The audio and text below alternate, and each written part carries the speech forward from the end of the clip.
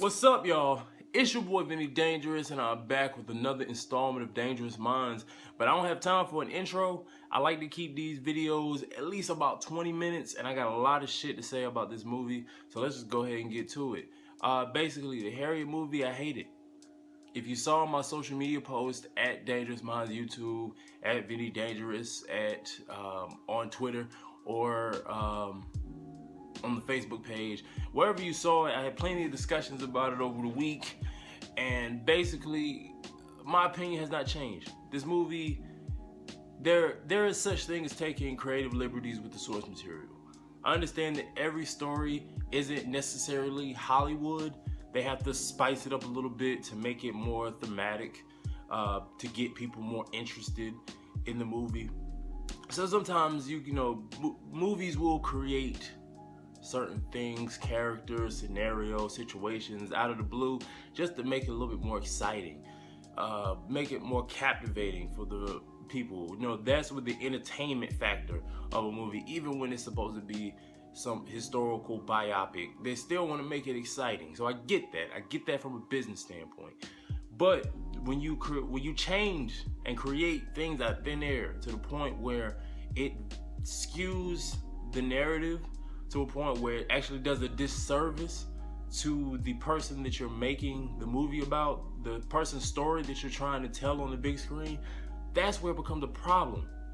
And it's also a problem when it creates dangerous narratives that completely undermine the main purpose of somebody's story and why they're such a beloved figure in history, and also completely just misrepresents certain relationships, certain events, certain things, to where it actually does a disservice to her story and her impact.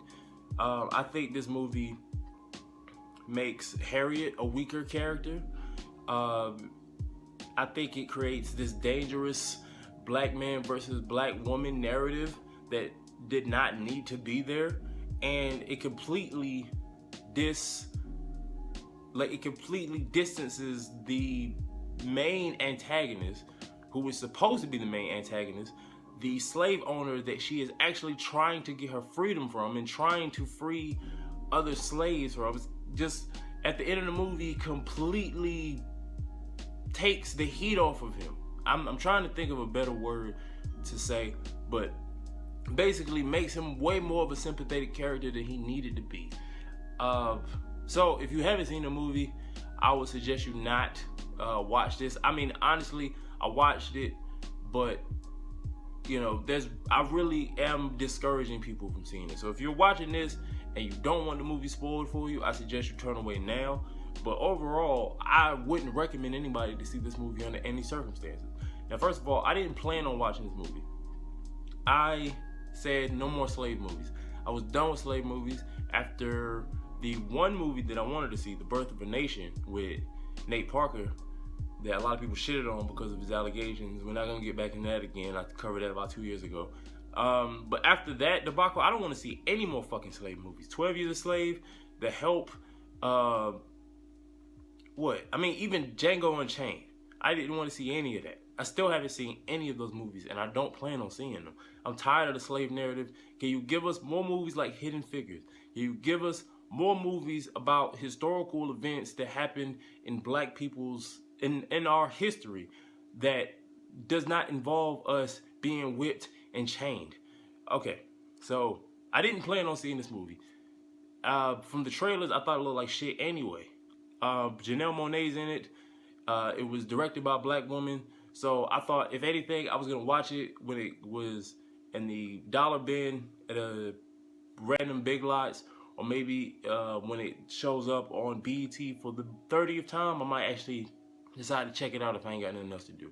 But I started to see people like Dr. Boyce Watkins and the Not My Harriet hashtag going on Twitter. So I decided, I got curious. I got a friend of mine, my boy Eric. He bought a ticket for me for my show on November 23rd. I'll leave a link in the description below. If you're in the Raleigh area, definitely come check me out. But the ticket was $10. So he said, because he really wanted me to see this movie, because he hated it just like I hated it. So So he decided that he would pay for me to buy the movie in exchange for a ticket. So I guess technically I still paid for the movie, but it didn't directly come out of my pocket. So I don't know, that was my way to rationalize it. But so I saw the movie just to see what all the fuss was about. And my immediate reaction was to say, fuck everybody that was involved with this movie. Fuck the people who wrote this movie, directed this movie, greenlit this movie, acted in this movie. You know, just fuck everything about it. Now, I will say, take that back a little bit. I got a little bit of pushback. A lot of people agreed with what I had to say and my sentiments about the movie, or at least they had heard similar opinions about it, so they were just as apprehensive as I was. But there was some pushback. People trying to play devil's advocate, and there was some people saying that I missed the point of the movie. I really don't see what point this movie was trying to make. Harriet's story to me is more interesting than this movie made it out to be, because she, to me, did not feel like the movie was centered around her, but the ending just completely took away from her story to me altogether. And I'll explain in a minute.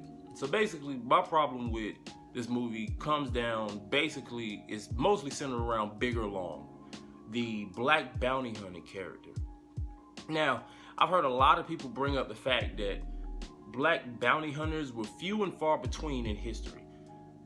First of all, slave owners did not trust to put guns in the hands of black people, of slaves, because especially around the time when this story was taking place, I mean, it always was a topic of debate, but around this time was, Harriet's story is being told, there was a strong, suspicion, strong fear of a black uprising. So why would you put guns in the hands of slaves if you're afraid that they're gonna uprise and turn? They're like, logically, you would think that they would turn these weapons on you. There would be a fear that they would turn these weapons on you. So why would you put guns in the hands of these black bounty hunters? But all right, disregard that. Outright. Even with the fact that there were few and far between, black bounty hunters did exist, but they were few and far between. There's no historical records of any black bounty hunters, especially black men, that were trying to capture Harriet Tubman. There's no record of that. There's a record of her husband, which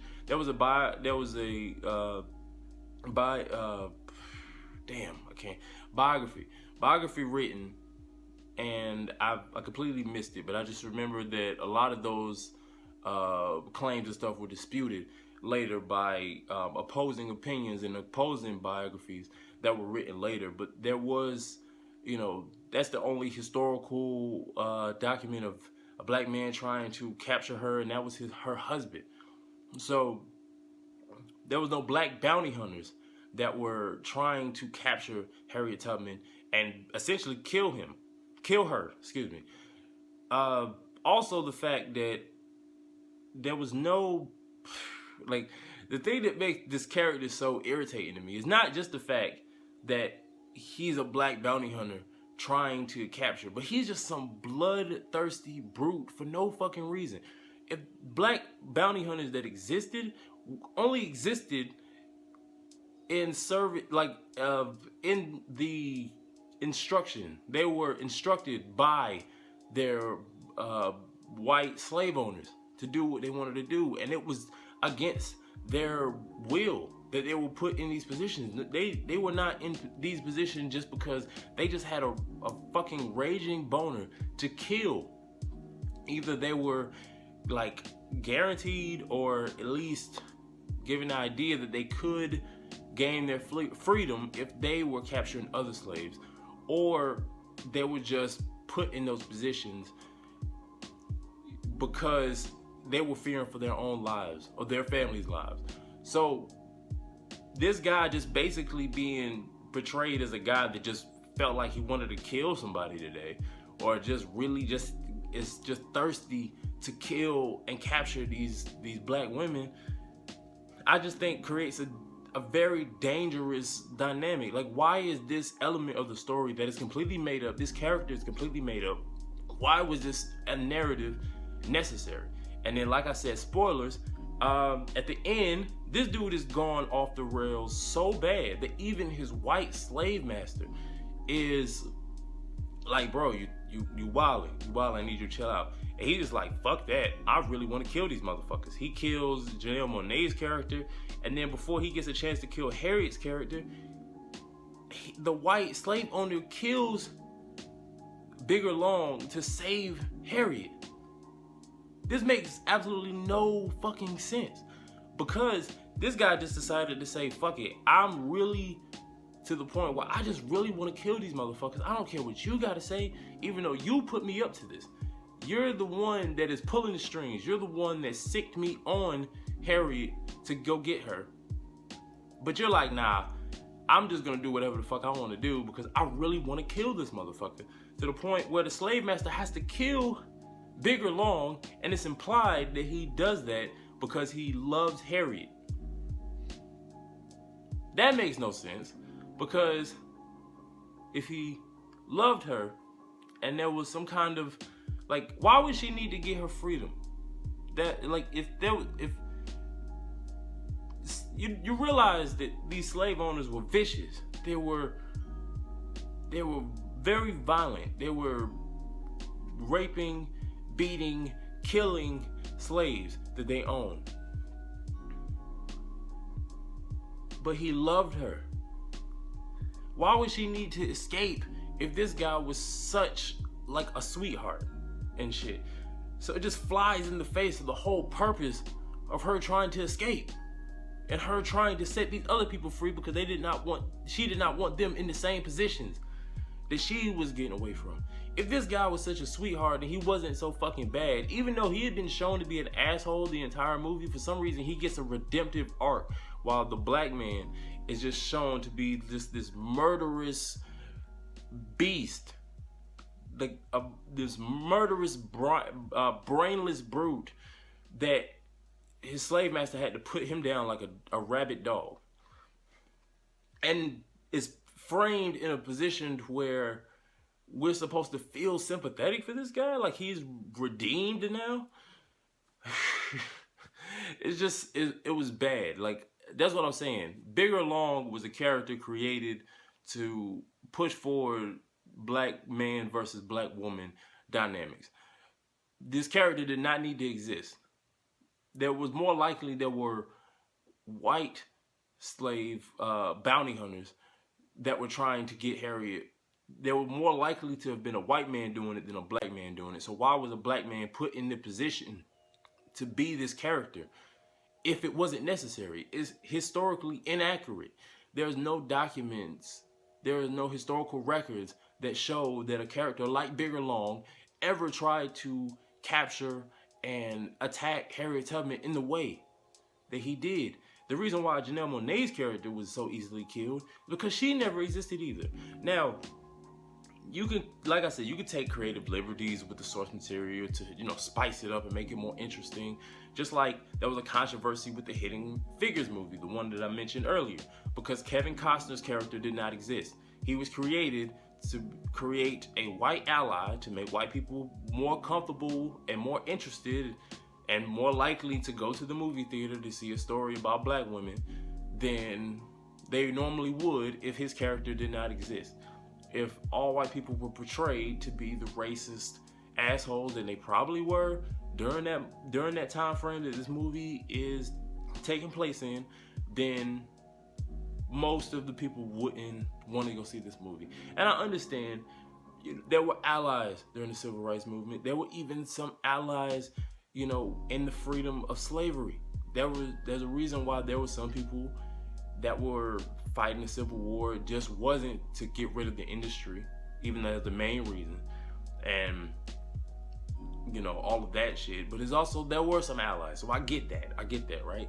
But there was a way to portray these allies in a way to where it just did, like, you turned the slave master into a sympathetic character. You created this weird love story out of nowhere for no reason. There was no reason for this. And to me, that's why I'm saying that ending. I mean, up until this point, the movie was all right. The actors were acting. Like, it was good. I mean, it wasn't a well-shot movie. Like, the quality was a little hit or miss. You could kind of tell that from the trailers. But overall, the acting and everything was good, given the material that they were given. Now, my problem is, because doing more further research, you know, I hear quotes from the director who just completely dismissed the claims of a white savior narrative, basically saying that she wanted to tell a story that everybody played a part. Not all black people were slaves, and not all white people were the enemy. Why do you have to diversify slavery, though? Especially the slave master. Like, this is the thing. It wouldn't be so bad, just like Kevin Costner's character in Hidden Figures. The story was still centered around those women. He was just kind of like there being like a sleight of hand, like a helping hand. But overall, it was still about those women and their historical significance. This slave master being, like, he went from being the main antagonist to the last minute hero at the end of the movie makes absolutely no sense. And just the fact, like, diversifying slavery shouldn't have been the main goal of this movie. The main goal of this movie should have been to tell the story of Harriet Tubman. I understand that, you know, creative liberties are going to be used in these type of movies, but when you change it that much, when you shift the blame, like, there were people walking out of the movies that were tweeting, and they were talking about how Bigger Long was, like, who they walked away from the movie scared of. They were terrified of his character. The white man was completely let off the hook by the end of that movie. And I think that really hurts the narrative. People are walking away from this movie angry about that one narrative thread that did not need to be there.